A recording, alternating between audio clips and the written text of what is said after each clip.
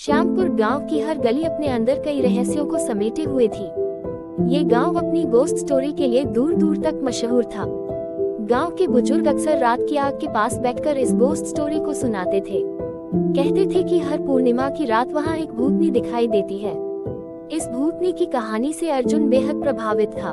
वह हमेशा सोचता कि क्या वाकई में ये गोस्ट स्टोरी सच हो सकती है। अर्जुन के मन में इस गोस्ट स्टोरी की सच्चाई जानने की तीव्र इच्छा थी। उसने अपने दोस्तों से कहा, आओ इस बार हम इस भूतनी की सच्चाई का पता लगाएंगे। लेकिन उसके दोस्तों ने डर के मारे उसे अकेला छोड़ दिया। अर्जुन ने अपनी हिम्मत को संभालते हुए अकेले ही इस गोस्ट स्टोरी की सच्चाई का पता लगाने का निर्णय लिया। पूर्णिमा की रात धीरे धीरे पास आ रही थी।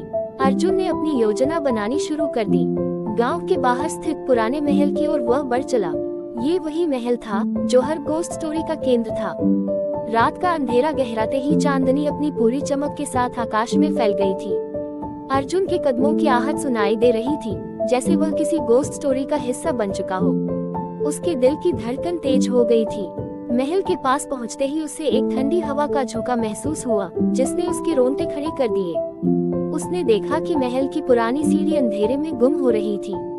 अर्जुन ने हिम्मत जुटाकर सीढ़ियां चढ़नी शुरू की। इस गोस्ट स्टोरी की यादें उसके मन में घूम रही थी। अचानक उसे किसी के रोने की आवाज सुनाई दी। वह आवाज इतनी दर्द भरी थी कि अर्जुन का कलेजा कांप उठा। उसने आवाज की दिशा में बढ़ना शुरू किया। सामने एक कमरे में उसे एक साया दिखा। वह किसी महिला का था, जो सफेद साड़ी में लिपटी हुई थी। अर्जुन ने हिम्मत करके पूछा, तुम कौन हो? ये वही क्षण था जब अर्जुन इस गोस्ट स्टोरी की हकीकत के सामने खड़ा था।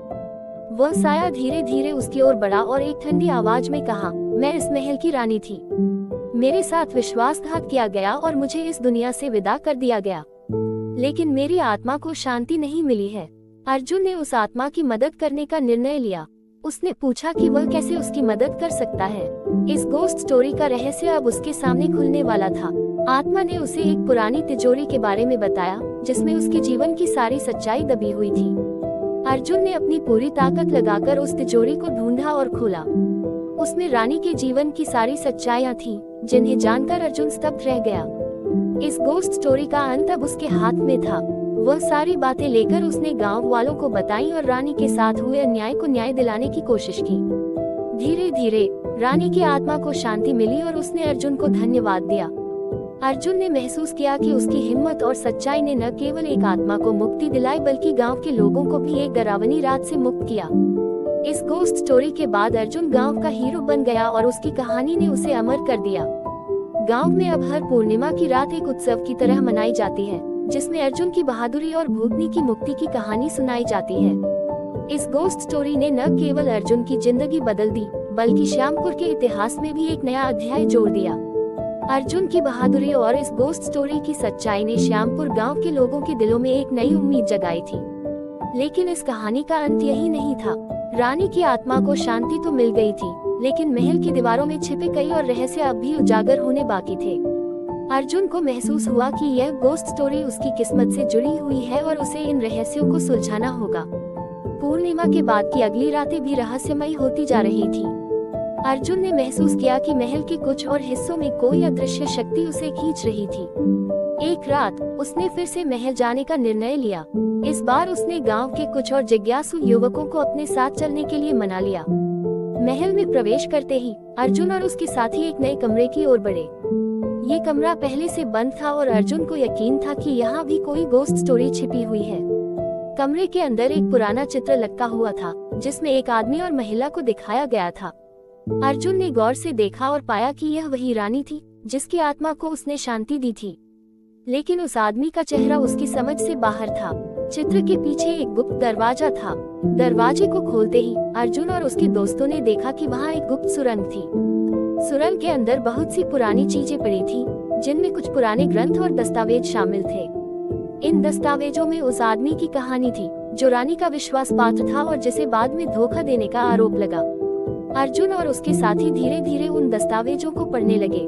उन्हें पता चला कि रानी के साथ जो विश्वासघात हुआ था, उसका कारण यह आदमी नहीं था, बल्कि यह तो एक और बड़ी कॉन्स्पिरेसी थी, जिसे महल के कुछ अन्य लोगों ने रची थी। अर्जुन को समझा गया कि इस गोस्ट स्टोरी के पीछे एक बड़ी साजिश थी, जिसे किसी ने जानबूझकर छुपा रखा था। इस नई जानकारी ने अर्जुन को और भी उत्साहित कर दिया। उसने अपने दोस्तों के साथ मिलकर इन दस्तावेजों को गांव के बुजुर्गों के सामने पेश किया। गांव के लोग इस सच्चाई को जानकर हैरान रह गए। उन्हें पहली बार पता चला कि इस गोस्ट स्टोरी के पीछे का सच कुछ और ही था।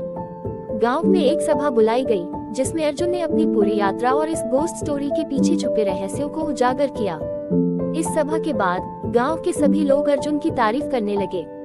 उन्हें महसूस हुआ कि अर्जुन ने न केवल एक भूतनी की आत्मा को शांति दिलाई, बल्कि गांव के इतिहास में छुपे हुए कई रहस्यों को भी उजागर किया। इस गोस्ट स्टोरी की वजह से अर्जुन की बहादुरी और उसकी खोजबीन के किस्से दूर दूर तक फैल गए। गांव के लोग अब महल को एक ऐतिहासिक धरोहर के रूप में देखने लगे। अर्जुन ने भी फैसला किया कि वह इस महल को एक संग्रहालय में बदल देगा, ताकि लोग इस गोस्ट स्टोरी और इसके पीछे छुपे रहस्यों को जान सकें। अर्जुन की यह यात्रा उसके जीवन का सबसे बड़ा रोमांच बन गई और इस गोस्ट स्टोरी ने उसे सच्चाई की खोज में एक नए मुकाम तक पहुंचाया।